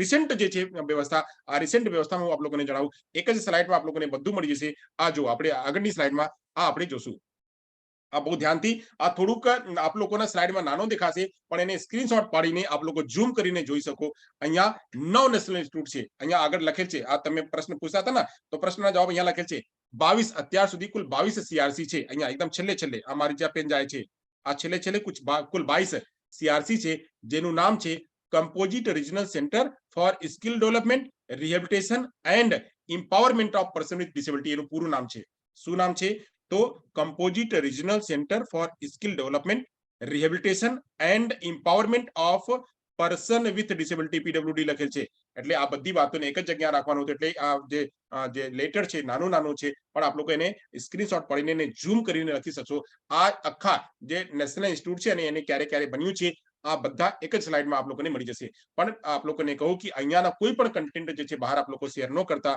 કેમ કે આ કન્ટેન્ટ બનાવવામાં બહુ જ મહેનત લાગે છે ચાલો તો આ જે છે composite regional centre for skill development and rehabilitation and empowerment of person with disability આ CRC ના નામ છે હવે આપણે એક એક કરીને આપણે સમજશું તો આપણે જે NIS છે નેશનલ ઇન્સ્ટિટ્યૂટ છે એની પહેલાના નામ શું હતું અને અત્યારના નામ શું છે પહેલા એ આપણે સમજશું તો આપણે અત્યારના નામ છે જ્યાં હું ટીક કરું છું અત્યારના નામ છે અત્યારના નામ AYJ NISSD જે મુંબઈમાં છે એનું પહેલાના નામ હતું NIHH national institute of hearing handicap કહેવામાં આવતો હતો જ્યારે આ પછી મોદી સાહેબને જ્યારે દિવ્યાંગ શબ્દને નામ લીધું તો ત્યારે આ બધામાં ડિસેબિલિટી અને દિવ્યાંગ શબ્દ જે છે ઉમેરી દેવામાં આવ્યું તો આ જે છે આપણે પહેલા NIHH નું નામ હતું પછી NIEPID આ નામ છે NIPID જેનું નામ પહેલા હતું NIMH જે લોકો આપણે મેન્ટલ રિટાર્ડેશન ફિલ્ડના જે લોકો છે MR થી જે લોકો ડિપ્લોમા અને બીએડ કરેલા છે એ લોકોના જે નેશનલ ઇન્સ્ટિટ્યૂટ લાગતો હતો આ NIMH લાગતો હતો. આ NIMH જે છે ક્યાં છે તો આ સિકંદરાબાદમાં છે. તો આ એને પહેલા NIMH કહેવામાં આવતું હતું, પણ અત્યારે જે છે એનું નામ જે છે બદલીને NIEPID કહેવામાં આવ્યું. એનું પૂરું નામ શું છે? ત્યાં કહે છે national institute for empowerment of person with intellectual disability. ચાલો આપણે એક એક કરીને પૂરું કરતા જઈએ. તો આપણે સૌથી પહેલા આપણે AYJ પર આવીએ. તો AYJ NISSD નું પૂરું નામ શું છે? તો કહે છે અહીંયા પૂરું નામ છે AYJ એને શું નામ, કેવી રીતે નામ રાખવામાં આવ્યું? તો ત્યાંના નામ જે છે ત્યાં અલિયાવર જંગ જે છે ત્યાંના જે ફાઉન્ડર છે એના નામથી છે. તો Ali Yavar Jung national institute for speech and hearing disability Divyangjan જે છે એનું આ પૂરું નામ છે. આ 9 ઓગસ્ટ 1983 માં જે છે એની સંરચના કરવામાં આવી અને આ મુંબઈમાં સ્થિત છે. એના કુલ 5 રિજનલ સેન્ટર છે. એમ તો 4 મુખ્ય સેન્ટર છે અને એક બાદમાં પછી ઉમેરી દેવામાં આવ્યું. તો 4 રિજનલ સેન્ટર કયો કયો? તો આ અલગ અલગ ઈસ્ટ વેસ્ટ નોર્થ સાઉથ બધી જગ્યા. તો જે છે આપણે વાત કરીએ તો ઈસ્ટમાં કયો? તો કોલકાતા છે ઈસ્ટમાં. જે છે નોર્થમાં વાત કરીએ તો નોઈડા છે. પછી વાત કરીએ તો જે વેસ્ટમાં છે તો સિકંદરાબાદ છે. અને જ્યારે વાત કરીએ આપણે વચ્ચે વાત કરીએ તો આ એક જે છે જાલન ઈસ્ટમાં બીજું ઈ પર છે. તો એની વાત કરીએ છીએ જાલના ઉડીસામાં જે છે આપણે ભુવનેશ્વર એને કહેતા હતા તો એ છે. અને એક સાથે સાથે હૈદરાબાદમાં પણ બનાવવામાં આવ્યું. તો આ જે 5 રિજનલ સેન્ટર છે એનું કોનું? Ali Yavar Jung national institute of speech and hearing disability Divyangjan મુંબઈના જે HI માં કામ કરે છે. આ એનું રિજનલ સેન્ટર છે.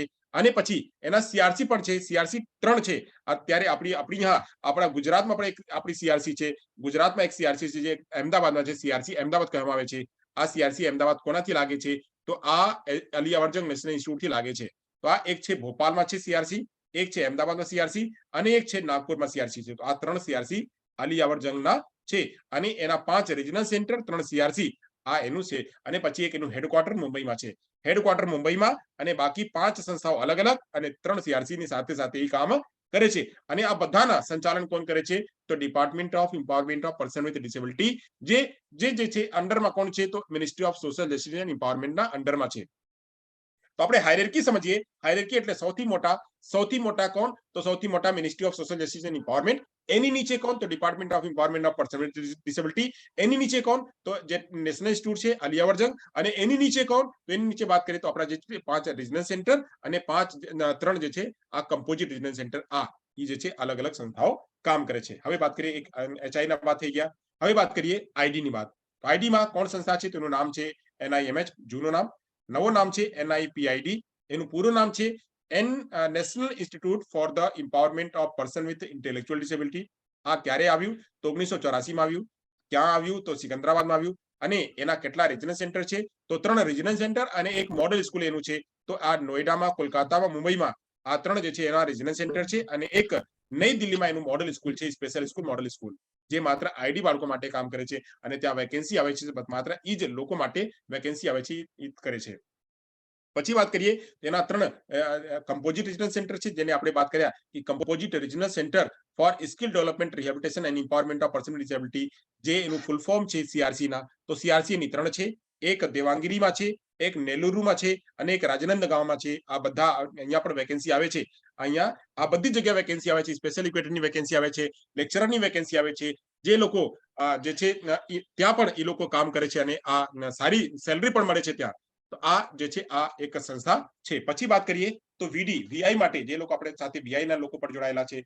તો VI માટે આપણે દેહરાદૂનમાં સંસ્થા છે જેનું નામ પહેલા NIVH. આ ત્રીજી સંસ્થા છે નેશનલ ઇન્સ્ટિટ્યૂટના. કુલ 9 સંસ્થાઓ છે. 9 માંથી ત્રીજી સંસ્થા VI ની છે. અને VI ના બદલીને જે નામ રાખવામાં આવ્યું એનું નામ છે national institute of empowerment of person with visual disability. આ વિઝ્યુઅલ ડિસેબિલિટી ઓક્ટોબર 1982 માં એની સંરચના કરવામાં આવી, દેહરાદૂનમાં છે. અને એના જે છે 3 જે છે રિજનલ સેન્ટર છે ચેન્નઈમાં, કોલકાતામાં અને સિકંદરાબાદમાં.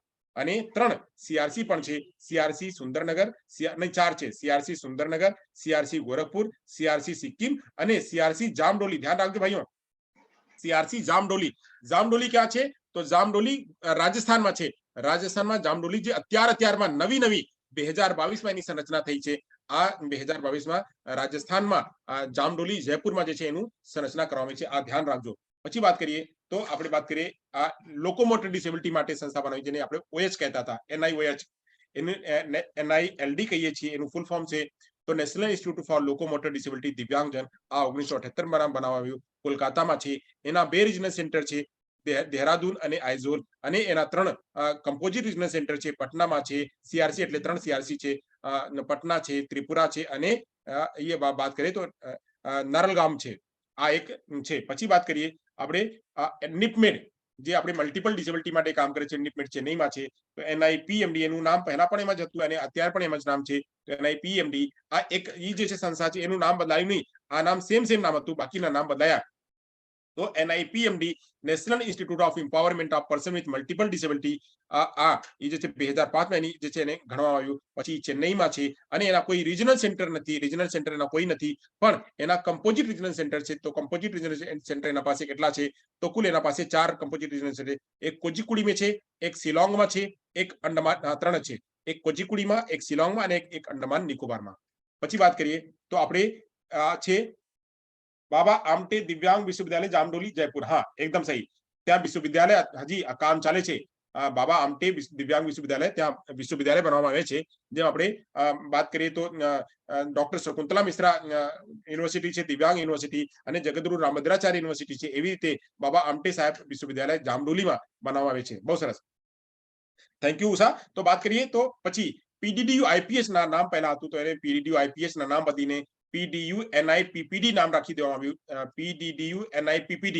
હવે PDDU NIPPD કેવી રીતે કહેવામાં આવ્યું? તો કહે છે કે Pandit Deendayal Upadhyay national institute for person with physical disability. તો ફિઝિકલ ડિસેબિલિટી એવી રીતે એને કહેવામાં આવ્યું. PDU એટલે પંડિત દીનદયાલ ઉપાધ્યાય, પછી NIPPD એટલે national institute of person with physical disability. આ એનું પૂરું નામ રાખવામાં આવ્યું. આ જે છે 1975 માં એની સ્થાપના કરાવી, નઈ દિલ્હીમાં છે. અને એના જે છે આપણે વાત કરીએ તો આ એક SRC છે, અને સાથે સાથે નરેલા, કરનાલ અને ટોંકમાં એનું સેન્ટર છે. તો સેન્ટરમાં આપણે એક સાઉથ રિજનલ સેન્ટર છે સિકંદરાબાદમાં, એક નરેલામાં છે દિલ્હીમાં, એક કરનાલમાં છે હરિયાણામાં, અને એક ટોંક રાજસ્થાનમાં સેન્ટર છે. અને એના CRC કેટલી છે? તો CRC એક લખનઉમાં છે અને એક શ્રીનગરમાં. 2 CRC એના અંડરમાં કામ કરે છે.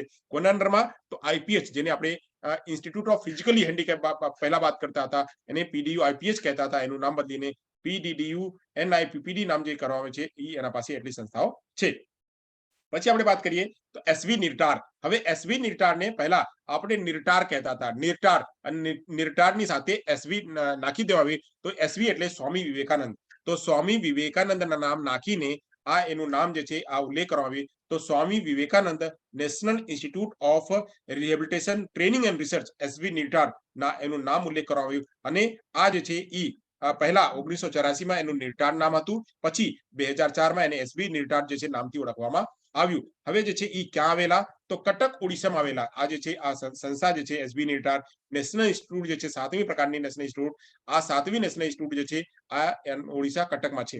એના પાસે પણ કોઈ રિજનલ સેન્ટર નથી, પણ એના પાસે CRC છે. CRC કેટલી છે? તો 3 CRC છે, 4 CRC છે. એક ગુવાહાટીમાં છે, એક રાંચીમાં છે, એક બેલાંગીરીમાં છે, અને એક ઇમ્ફાલમાં છે. એના પાસે 4 CRC એના પાસે છે. ચાલો આગળ વાત કરીએ તો એક છે આપણે સાઇન લેંગ્વેજ માટે એક નેશનલ ઇન્સ્ટિટ્યૂટ છે. સાઇન લેંગ્વેજ માટે નેશનલ ઇન્સ્ટિટ્યૂટ કહીએ તો એને કહીએ છીએ આપણે ISLRTC. તો આ ISLRTC જે છે આ સાઇન લેંગ્વેજ માટે છે. એનું પૂરું નામ છે Indian sign language research and training centre. આ એનું પૂરું નામ છે. 2015 માં બનાવ્યું. પહેલા ઇગ્નુ ના ચાલતો હતો, ઇગ્નુ એને કન્ડક્ટ કરતા હતા, પણ ઇગ્નુ થી કાઢીને એને એક ફૂલ ફ્લેજ એક અલગથી એક સંસ્થા બનાવી દેવામાં આવ્યું. તો આ સંસ્થા એક અલગથી 9મી નેશનલ ઇન્સ્ટિટ્યૂટ તરીકે કામ કરે છે. આ ન્યૂ દિલ્હીમાં છે. એના કોઈ રિજનલ સેન્ટર નથી અને એના કોઈ જે છે આપણે CRC પણ નથી. પછી વાત કરીએ NIMHR, જે મેં રોજ ચર્ચા કરું છું. NIMHR જે મેન્ટલ હેલ્થ માટે કામ કરે છે. તો મેન્ટલ હેલ્થ માટે NIMHR જે છે એનું નામ છે national institute of mental health and rehabilitation. આ રિહેબિલિટેશન માટે કામ કરે છે. આ 28 મઈ 2019 માં એની સ્થાપના થઈ છે. અત્યારે હાલમાં જે છે 3 વર્ષ પહેલા એની સ્થાપના થઈ છે. પછી વાત કરીએ એનું એ જે ક્યાં છે? તો ભોપાલમાં છે અને સિહોર MP માં. તો એના કોઈ રિજનલ સેન્ટર નથી અને એના કોઈ CRC પણ નથી. તો એટલી વાત જે છે આપણે એટલી વાતમાં આપણે આ પ્રશ્નો જ્યારે બને તો આમાંથી લગભગ 50 જેવા પ્રશ્નો આમાંથી બની શકે, અને 50 પ્રશ્નો આપણે ડિસેબિલિટી ફિલ્ડમાં છીએ તો એટલું તો આપણે જાણવું જોઈએ. તો હું આ ફરીવારથી આ બધી જે છે મેં ચર્ચા કરી આ ચર્ચાને આપ લોકો જે છે એનું સ્ક્રીનશોટ લઈ શકો તો આપ લોકો કહો તો એ લોકો આ જે બધી પ્રક્રિયાઓ છે એને હું મિટાવી દઉં અને મિટાવીને આપ લોકો એનું સ્ક્રીનશોટ લઈ શકો તો ચલો આ જે છે આપણે સ્ક્રીનશોટ આપ લોકો લઈ લીધા હશો અને સ્ક્રીનશોટ સાથે અહીંયા વાત થઈ ગઈ હવે આગળ વધીએ તો આ એની સિવાય કુછ ઘણી સંસ્થાઓ છે સંસ્થાઓની વાત કરીએ તો એની સિવાય કઈ સંસ્થાઓ છે તો આ સિવાય પરિવાર કલ્યાણ મંત્રાલય જેને આપણે કહીએ ministry of health family welfare વાત કરીએ તો એને ministry of health family welfare ના હેઠળ થોડીક સંસ્થાઓ છે 4 સંસ્થાઓ છે જેમાં આપણે એક છે all India institute of physical medical and rehabilitation આ કહે છે AIIPMR આ પણ કામ કરે છે આ department of empowerment of person with disability એને કન્ડક્ટ નથી કરતા પણ આ પણ દિવ્યાંગતાના ક્ષેત્રમાં પુનર્વસનના ક્ષેત્રમાં કામ કરે છે તો એક આ સંસ્થા છે પછી વાત કરીએ એક છે આપણે આઈસ મૈસૂર છે all India institute of speech and hearing બે અત્યારે આપણા દેશમાં બે સંસ્થાઓ જે છે હિયરિંગ માટે કામ કરે છે હિયરિંગ અને સ્પીચ માટે કામ કરે છે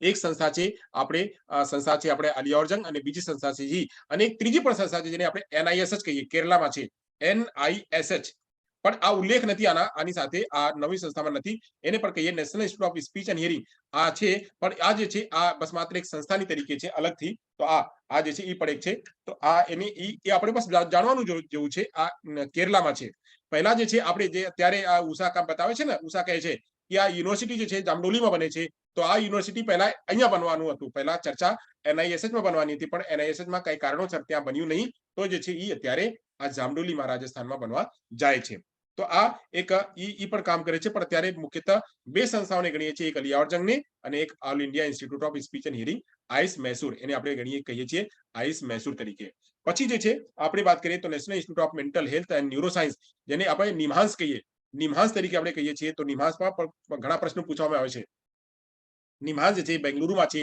આ MHFW તરીકેથી ઓળખવામાં આવે છે પછી છે એક central institute of psycho clinic રાંચીમાં છે તો આ ચારે પ્રોમિનન્ટ સંસ્થાઓ છે જે આ RCI અને department of empowerment of person with ડિસેબિલિટીની સંસ્થાઓની સિવાય આ સંસ્થાઓ જે છે કામ કરે છે અને આ લોકો પાસે પૈસા બહુ હોય છે આ લોકો જે છે કેન્દ્ર સરકારથી સીધો પૈસા આવે છે અને ત્યાંની વ્યવસ્થા પણ બહુ ક્વોલિટી હોય છે બહુ સરસ તો આગળ જઈએ આ વાત થઈ ગઈ હવે એની સિવાય પણ આપણે થોડી ચર્ચા કરીએ તો એની સિવાય થોડાક સંસ્થાઓ છે અને થોડી સ્કીમ્સ છે જેથી આપણે બાળકોને અને આપણે દિવ્યાંગ ક્ષેત્રમાં કામ કરીએ છીએ તો એક છે એલિમ્કો છે એલિમ્કો એટલે artificial limbs manufacturing corporation of India તો એલિમ્કો છે 1972માં એ બની અને કાનપુરમાં છે એવી રીતે વાત કરીએ કે NBCFDC તો વાત કરીએ તો એને national backward classes finance and development corporation એ પણ એક છે તો આ 13 જનવરી 1992માં બન્યું આ ન્યૂ દિલ્હીમાં સ્થિત છે પછી વાત કરીએ NSKFDC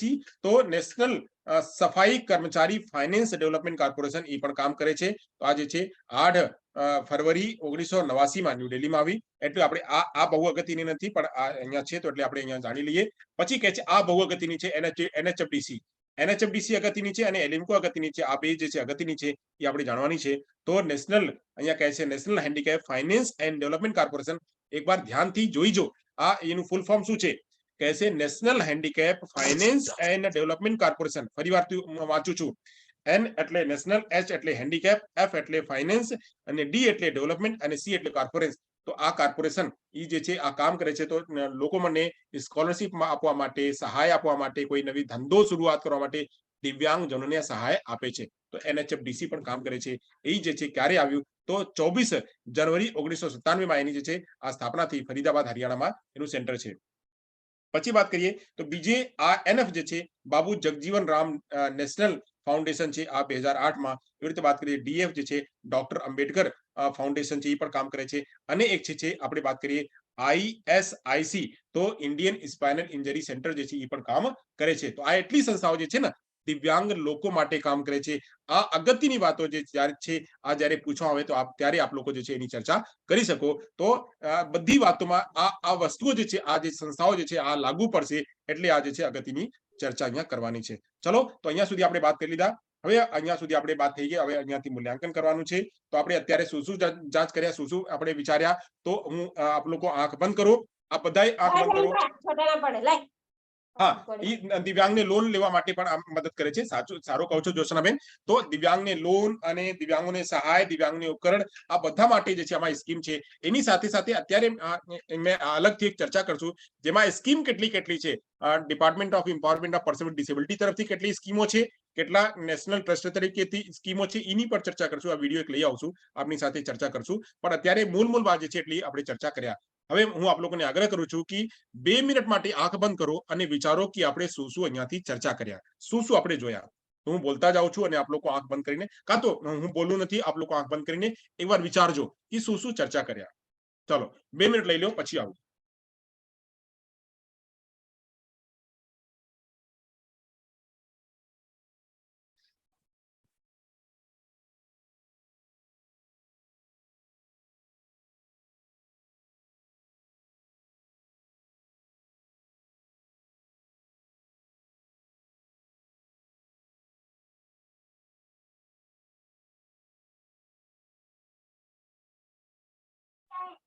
સર હવે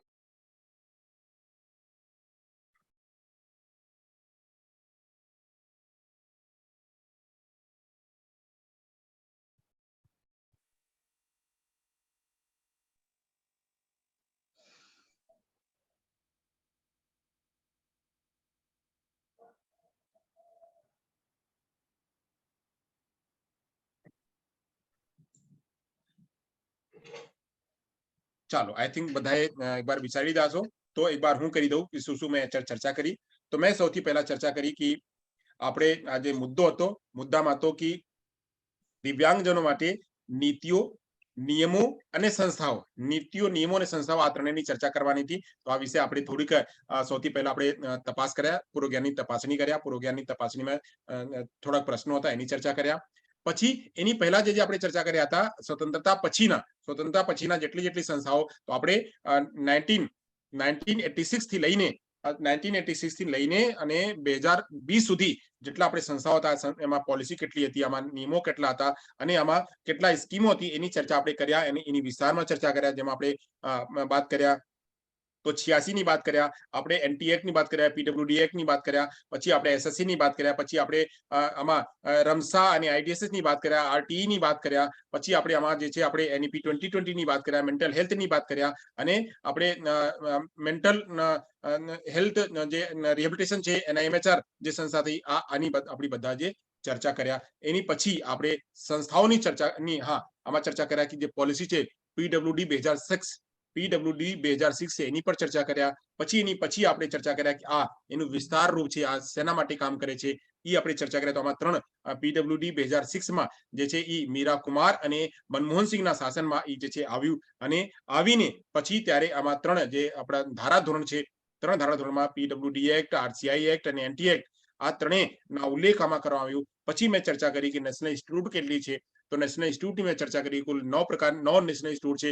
9 નેશનલ ઇન્સ્ટિટ્યૂટને આપણે ચર્ચા કર્યા. તો 9 નેશનલ ઇન્સ્ટિટ્યૂટને આપ લોકો જે છે મોડા પર આપ લોકોને હોવું જોઈએ કે આપણે એક એચઆઈ માટે છે, એટલે એક અલીવાજંગ નેશનલ ઇન્સ્ટિટ્યૂટ છે, પછી એક વીઆઈ માટે છે, અને પછી એક આઈડી માટે છે, પછી એક મલ્ટિપલ ડિસેબિલિટી માટે છે, પછી એક ઓએચ માટે છે, પછી એક પીએચ માટે છે, પછી એક જે છે આપણે એસબી નિટાર છે, પછી જે છે આપણે એક એનઆઈએમએચઆર છે, પછી આઈએસઆરટીસી છે. એવી રીતે કુલ 9 નેશનલ ઇન્સ્ટિટ્યૂટ છે. તો 9 નેશનલ ઇન્સ્ટિટ્યૂટમાં એની રિજનલ સેન્ટર કયો છે, અને રિજનલ સેન્ટર સાથે સાથે એના કમ્પોઝિટ રિજનલ સેન્ટર કયો છે. તો કમ્પોઝિટ રિજનલ સેન્ટરના પણ આપણે જે છે વ્યાખ્યા કર્યા. Composite regional centre for skill development rehabilitation for person with disability, એનું ફૂલ ફોર્મ છે. આ ફૂલ ફોર્મની પણ આપણે ચર્ચા કર્યા. અને એની સાથે સાથે બીજું સંસ્થાઓ જે છે સંકળાયેલી છે, એ બીજું સંસ્થાઓમાં આપણે નિમ્હાંસની ચર્ચા કર્યા, આઈસ મૈસૂરની ચર્ચા કર્યા.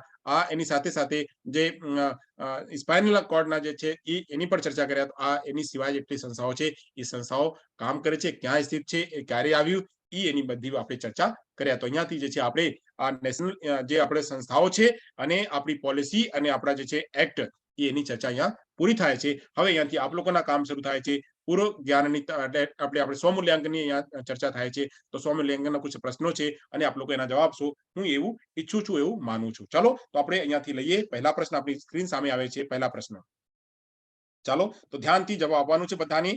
ચાલો, કહે છે સર્વ શિક્ષા અભિયાનનો વય જૂથ કેટલો? 6 થી 14 વર્ષ. Very good, very good, very good. 6 થી 14 વર્ષ. એવી રીતે વાત કરીએ આપણે દિવ્યાંગ બાળકો માટે કેટલા? 6 થી 18. બહુ સરસ, બહુ સરસ, બહુ સરસ. તો અહીંયા જવાબ હતો 4. આગળ વધીએ. બીજા પ્રશ્ન છે, કહે છે AYJNISSD Mumbai. Dot dot dot પરિસ્થિતિ મુંબઈ. ક્યાં છે? મુંબઈ. મુંબઈ મુંબઈ, મુંબઈ, મુંબઈ, મુંબઈ. બહુ સરસ, બહુ સરસ. તો જવાબ છે 1. રાઈટ આન્સર આવશે 1. સાચો જવાબ છે 1. તો મુંબઈમાં સ્થિત છે. ચાલો આગળ વાત કરીએ. તો કહે છે કે DEPWD નો ભાગ છે. કોનો ભાગ છે? MHRD ના, MSJE ના, MHFW ના? MSJE. બધા જવાબો. MSJE. હા, MSJE. બેન તમારી ત્યાંથી અવાજ આવે છે, તમે મ્યુટ કરીને તમે ચેટ બોક્સમાં લખો પ્લીઝ. હા, કોઈ બેન પાસેથી અવાજ આવે છે એટલે બહાર બેકગ્રાઉન્ડ અવાજ આવે છે તો બંધ કરીને તમે ચેટ બોક્સમાં જવાબ આપો. ચલો તો વાત કરીએ. અહીંયા જે જવાબ હતો રાઈટ આન્સર હતો 2. સાચો જવાબ 2. આગળ વધીએ. કહે છે કે વર્ષ 2020 માં રાજસ્થાનમાં, સોરી અહીંયા 2020 નથી, અહીંયા 2022. આ અહીંયા ખોટું લખેલ છે, 2022 કરી લો. તો વર્ષ 2022 માં રાજસ્થાનમાં સ્થાપિત નવી સીઆરસી કઈ જગ્યા બસાવે? મંડાવાસની. ભીમ રાજસ્થાન, બારડોલી જયપુર, બારડોલી જયપુર. બારડોલી જયપુર. હા, બારડોલી જયપુર. તો આ જયપુરમાં છે. આ ભીમ નથી, ગોવિંદગઢ અલવર નથી, મંડાવાસની નાગોરમાં નથી, તો બારડોલી જયપુર. ચલો આગળ વધીએ. હા સરસ. તો અહીંયા જવાબ હતો 2. પાંચમો પ્રશ્ન લઈએ. પાંચમો પ્રશ્ન કહે છે, શું કહે છે કે PRPWD એટલે right of person with disability માં શારીરિક દિવ્યાંગતાનો ભાગ નથી. એટલે શારીરિક દિવ્યાંગતાનો ભાગ કયો નથી? સાંભળવાની ક્ષતિ, દૃષ્ટિની ક્ષતિ, લોકોમોટર ડિસેબિલિટી કે માનસિક બીમારી? માનસિક બીમારી. માનસિક બીમારી. બીમારીનો ભાગ નથી. તો આપણે PWD ને 5 ભાગમાં ડિવાઈડ કર્યા છીએ. 5 ભાગમાં ડિવાઈડ કર્યા છે. 5 ભાગમાં દિવ્યાંગતાને અલગ અલગ વર્ણન છે. એકમાં ફિઝિકલ ડિસેબિલિટી છે, એકમાં જે છે ડેવલપમેન્ટલ ડિસેબિલિટી છે, એકમાં જે છે આપણે આ જે અતિરિક્ત બીમારી છે આ, અને પછી જે છે આ એક જે આપણા હિમોફિલિયા ની વાત કરીએ અને સાથે CNC ની વાત કરીએ, ક્રોનિક ન્યુરોલોજિકલ કન્ડિશન, અને એક છે મલ્ટિપલ ડિસેબિલિટી. તો આ જે છે અલગ અલગ પ્રકારની 5 વર્ગમાં જે છે એને ડિવાઈડ કરવામાં આવે છે. આ 5 વર્ગમાં આ મેન્ટલ જે બીમારી છે આ પહેલા વર્ગમાં નથી આવતો, ફિઝિકલ ડિસેબિલિટીમાં નથી આવતો. તો સાચો જવાબ છે અહીંયા 4. આગળ વધીએ. RPWD થઈ ગયા. હવે વાત કરીએ છઠ્ઠા પ્રશ્ન. તો છઠ્ઠા પ્રશ્નમાં કહે છે અત્યાર સુધીમાં department of empowerment of person with disability હેઠળ કેટલી રાષ્ટ્રીય સંસ્થાઓ છે? 9 સંસ્થાઓ સર. 9. બહુ સરસ, બહુ સરસ. તો પટેલ જગદીશભાઈએ કાંઈ હાથ ઉપાડ્યા છે તો આપનો જવાબ લેશું. ચાલો આગળ વાત કરીએ. એ થઈ ગયા. હવે વાત કરીએ કે આ એનું ફૂલ ફોર્મ કહેવાનું છે. NHFDC નો વિસ્તાર રૂપ કયો? National handicap finance and development corporation, national handicraft finance and development corporation, national handicapped fund and development corporation કે national handicap finance and disability corporation? કયો જવાબ આવશે અહીંયા રાઈટ? એનું ફૂલ ફોર્મ એક નંબર સર. એક નંબર રાઈટ જવાબ આવશે 1 નંબર. કેમ કે અહીંયા બાકીમાં આપણે કાપીએ તો અહીંયા કહે છે ફાઇનાન્સ, અહીંયા કહે છે હેન્ડીક્રાફ્ટ, તો હેન્ડીક્રાફ્ટ નથી હોતો. પછી આમાં કહે છે કે અહીંયા ફંડ ની વાત કરે છે તો ફંડ નથી હોતો. પછી અહીંયા વાત કરે છે કે અહીંયા જે છે ડિસેબિલિટી ની વાત કરે છે તો ડિસેબિલિટી પણ નહીં હોતો. તો અહીંયા જે સાચું આવશે રાઈટ આન્સર આવશે 1. જે NHFDC છે NHFDC ના ફૂલ ફોર્મ ઈ આવશે. ચલો બહુ સરસ. આગળ વધીએ. કહે છે કે all India institute of speech and hearing આઈસ, એને આપણે શોર્ટમાં કહીએ શું? મૈસૂરમાં. બહુ સરસ હો, એકદમ સાચો જવાબ. તો મૈસૂરમાં છે. ક્યાં છે? મૈસૂરમાં. મેં આ બધા પ્રશ્નો ઉપર ભાર મૂકી હતી એટલે આપ લોકોના મગજમાં બેસી ગયા છે. મેં ભાર મૂકીને આપ લોકોને રટાવ્યું કે આપ લોકોને યાદ થઈ જાય એટલે આપ લોકોના મગજમાં મોઢામાં આવી ગયા છે. બહુ સરસ. એટલે આ એક પ્રકારની ટેકનિક છે કરાવવાની. ચલો તો આ કોલકાતા નથી, નવી દિલ્હી નથી, મુંબઈ નથી, તો અહીંયા મૈસૂર સાચો જવાબ છે. મૈસૂર. આગળ વધીએ. હવે 8 પ્રશ્નો જે છે અહીંયા પૂરો થાય છે અને આજના સેશન પણ અહીંયા પૂરો થાય છે. અને આ જે છે આજે આ વિડીયો અને આ લેક્ચર જે છે અગત્યના લેક્ચર છે. આપ લોકો એને ફરીવાર, એકવાર, બે વાર જે છે જોઈ જોજો, જેથી કે આપણે સ્પેશિયલ ફિલ્ડના જે વાતો છે આપ લોકોની મગજમાં આવી જાય. હવે એની સિવાય આપણે ઘણા જે છે લેક્ચર છે લેવાના. તો જેમ આપણે મને ટાઈમ મળશે, મારો જ્યારે ત્યારે વારો આવશે એ હું એમ લેક્ચર લેતા રહેશું. ચાલો તો આજે આ બધાને સાંજના જે સેશન છે, સાંજના 50 પ્રશ્નો છે માટે આપ લોકોને બેસ્ટ ઓફ લક. ચલો હા પૂછો ભાઈ. હેલો. धन्यवाद। हैंडीकैप और फिजिकली ऑर्थोपेडिकली हैंडीकैप, उनमें दोनों में से डिफरेंस क्या है? आप कौन बोलो छो? भरत भाई, मैंने भरत चेक भाई। बॉक्स में लिखा था ना। अच्छा, हाँ। ના મેં જોયું નથી, આપ ફરીવાર જોઈ લઉં. આપને ક્યાં લખ્યા હતા? હાલો, આપણે કહી તો OH દીધા और ને, ઈ જ PH। પ્રશ્ન છે ને, મેં જોયું નથી. હાલો, આપને આપનો પ્રશ્ન જવાબ આપું. આથી લગભગ 1 વીક પહેલા આ ઉપર એક લેક્ચર હતું, જે લેક્ચરમાં ICIDS ના વિસ્તારમાં ચર્ચા થઈ હતી. ICIDS એટલે ઇમ્પેરમેન્ટ, ડિસેબિલિટી અને હેન્ડીકેપ. હવે અહીંયા આપનું જે પ્રશ્ન છે, પ્રશ્નના જ્યારે હું ક્લિયરન્સ કરું છું ને, ત્યારે આપને ખબર પડશે. તો આ છે ઇમ્પેરમેન્ટ એટલે શું, કે જ્યારે કોઈ આપણે અંગમાં કોઈ ક્ષતિ હોય, આપણા હાથ કપાઈ જાય, આપણા પગ કપાઈ જાય, કે આપણા માથામાં આપણે કાન ન હોય, એને આપણે કહીએ ક્ષતિ. હવે આ ક્ષતિથી જ્યારે આપણે કામ કરવામાં અક્ષમ બનીએ, કાન કપાઈ ગયા કે કાન કામ નથી કરતું, તો આપણે સાંભળવામાં અક્ષમ છીએ. હાથ કપાઈ ગયા તો આપણે વસ્તુઓની ઉપાડવામાં અક્ષમ છીએ. પગ કપાઈ ગયા તો આપણે ચાલવામાં અક્ષમ છીએ. આપણા શરીરમાં કોઈ આપણે સેરેબ્રલ પાલ્સી થઈ ગયા, કે આપણે કોઈ મગજના લકવા થઈ ગયા, કે આપણે કોઈ પોલિયો થઈ ગયા, તો આપણે વિસ્તારમાં આપણે ઊભા નથી થઈ શકતા. આ કામ કરવામાં, પહેલા ઊભા થવામાં આપણે સક્ષમ હતા, હવે અક્ષમ થઈ ગયા, એને આપણે ડિસેબિલિટી કહીએ. હવે ઈ ડિસેબિલિટી જ્યારે આપણે સમાજમાં જઈએ અને સમાજમાં સંસ્કૃતિ, સમાજના લોકો જ્યારે અમને એવા પ્રકારના સ્ટીરિયોટાઇપ કહે કે તમે તો દિવ્યાંગ છો, તમે આ કામ કરી શકો, તમે તો દિવ્યાંગ છો, તમે કામ કરી શકો, તો આવા પ્રકારની વાતોને ત્યારે જ્યારે સોશિયલ ના ઇસ્યુ જ્યારે બની જાય, તેને એને હેન્ડીકેપ કહેવામાં આવે. હવે આપનો પ્રશ્ન છે કે ઓર્થોપેડિકલી હેન્ડીકેપ અને હેન્ડીકેપ.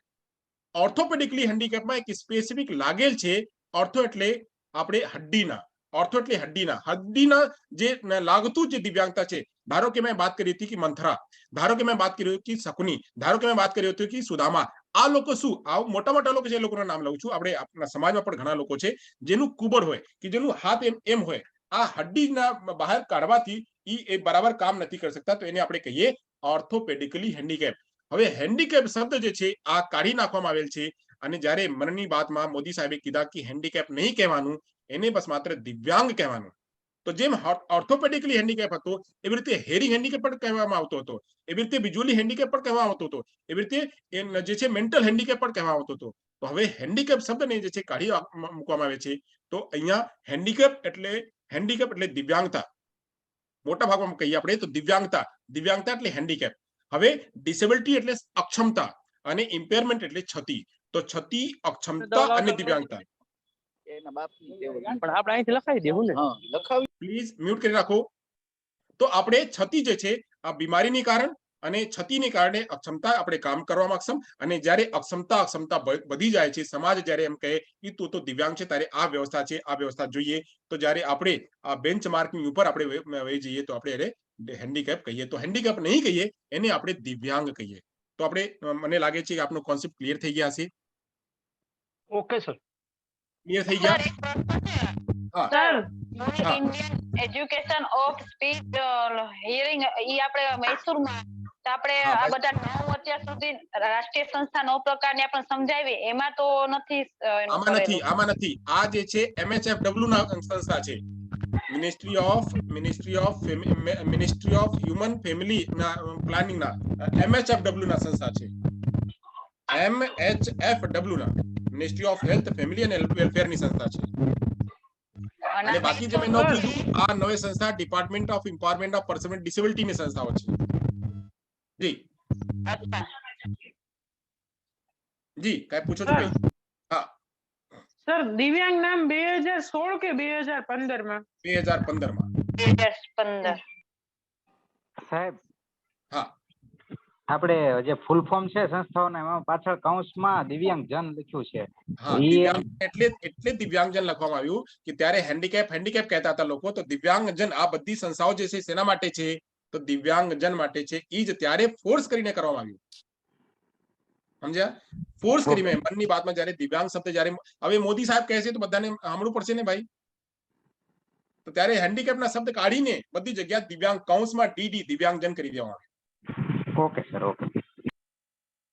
ચાલો, બીજા પ્રશ્ન? હા જી, છે કોઈનો પ્રશ્ન? તો આપણે ગુજરાત